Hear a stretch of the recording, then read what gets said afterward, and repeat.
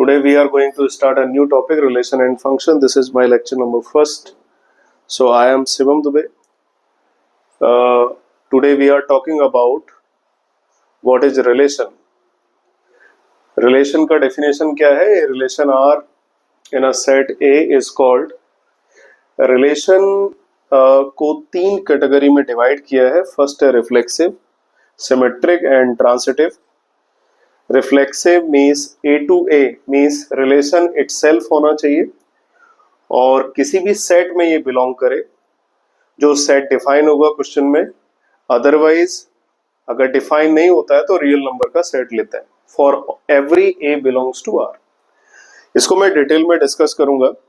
वही सिमेट्रिक में क्या है, अगर A1 A2 के साथ रिलेट करता है, ये गिवन सिचुएशन है, तो सिमिलरली A2 A1 के साथ कनेक्ट करना चाहिए. अगर A2 A1 के साथ कनेक्ट करेगा, ये हमें प्रूफ करना होगा.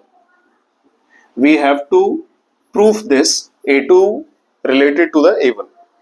तो third one transitive, A1 A2 को रिलेट करता है, देन A2 A3 के साथ रिलेट करता है. ये दोनों गिवन कंडीशन होती हैं, है ना. ज्यादा क्लैरिटी कब आएगी, जब क्वेश्चन लेंगे. ये दोनों कंडीशन गिवन होगी और इन दोनों कंडीशन का यूज करके इंप्लाइज दैट A1 A3 के साथ कनेक्ट करेगा. ये हमें प्रूफ करना होगा.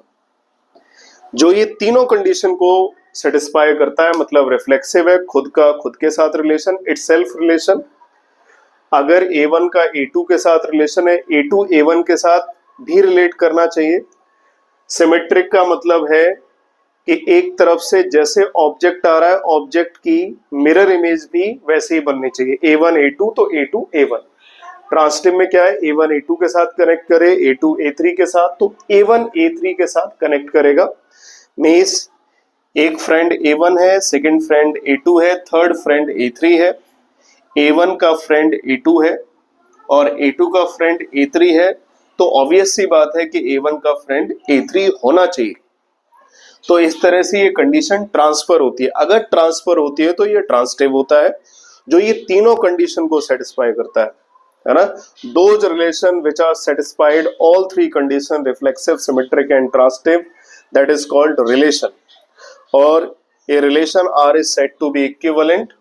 और ये जो रिलेशन है वो इक्विवेलेंट कब हो जाता है, और if reflexive, symmetric and transitive satisfied. अगर ये तीनों कंडीशन सेटिस्फाइड कर जाती हैं तो हम बोल देते हैं कि ये इक्विवेलेंस रिलेशन है.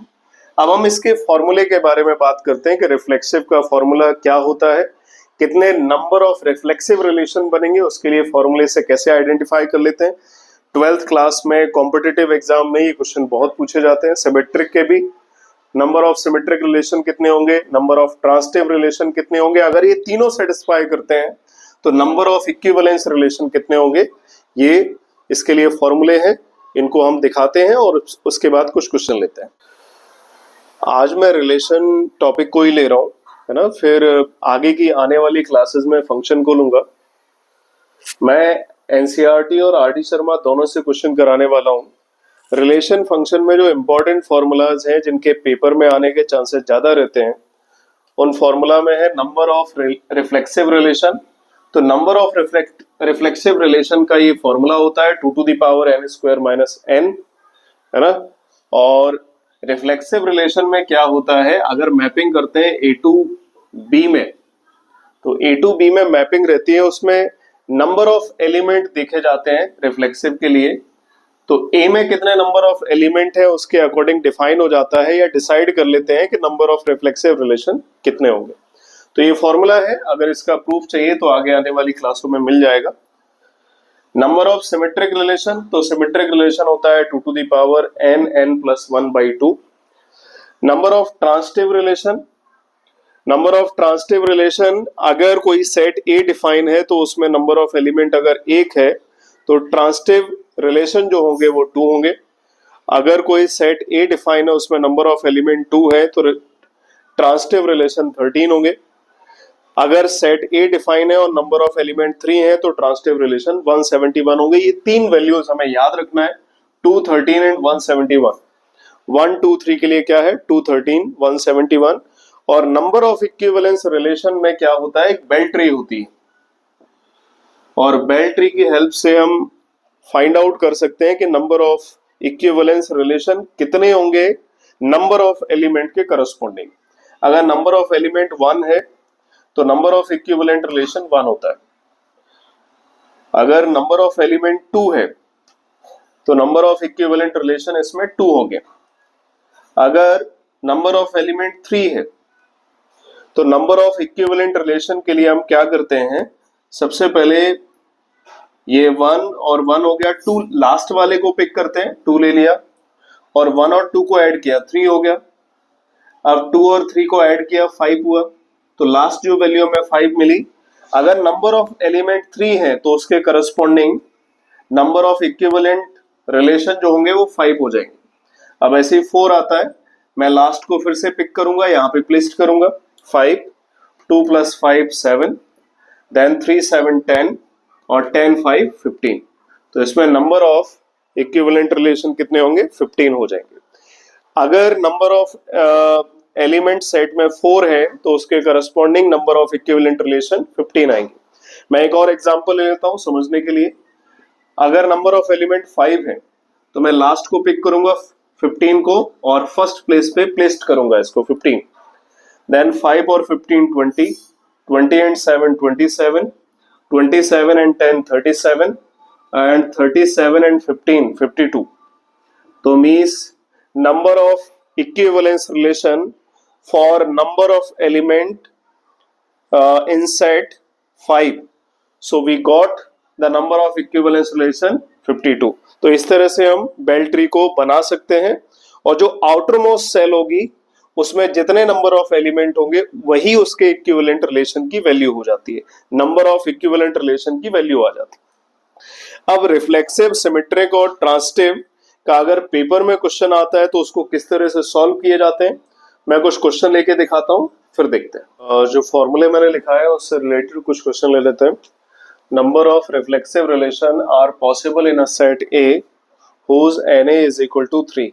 जब भी रिफ्लेक्सिव का, सिमेट्रिक का, ट्रांजिटिव का कोई भी क्वेश्चन आएगा तो उसमें नंबर ऑफ एलिमेंट सेट में कितने बिलोंग कर रहे हैं ये गिवन होगा।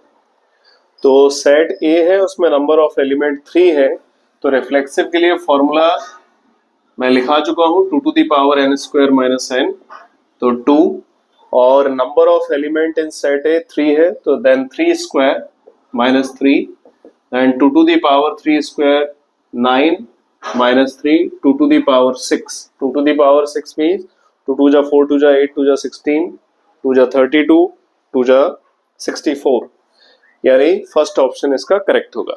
अब ऐसे the maximum number of equivalent relation on set ए 1 2 3, इसके लिए मैंने जो बेल ट्री वाला अभी पैटर्न बताया था उसके अकॉर्डिंग फाइंड आउट कर सकते हैं। वैसे अगर नंबर ऑफ एलिमेंट 1 होता है तो उसके लिए 1 है नंबर ऑफ इक्विवेलेंट रिलेशन, और अगर नंबर ऑफ एलिमेंट 2 है तो उसके लिए नंबर ऑफ इक्विवेलेंट रिलेशन 2 ही होगा। अगर नंबर ऑफ एलिमेंट 3 है तो नंबर ऑफ इक्विवेलेंट रिलेशन 5 हो जाते हैं। ठीक है, ऐसे ही नंबर ऑफ एलिमेंट अगर सेट में 4 है तो corresponding number of equivalent relation 15 हो जाते हैं, और ऐसे ही 5 है तो 52 हो जाते हैं, एंड सो ऑन। इस टाइप से प्रोसेस चलता है। तो नंबर ऑफ इक्विवेलेंट रिलेशन 5 हो जाएंगे। अगर इसको मैं शो करना चाहूं कि 5 कैसे बन रहे होंगे तो देख सकते हो, 1, 1, 2, 2, 3, 3। पहला तो सेट जो बनता है वो रिफ्लेक्सिव का ही बनता है। 1 इटसेल्फ रिलेशन होता है, 1 का 1 के साथ, 2 का 2 के साथ, 3 के 3 के साथ।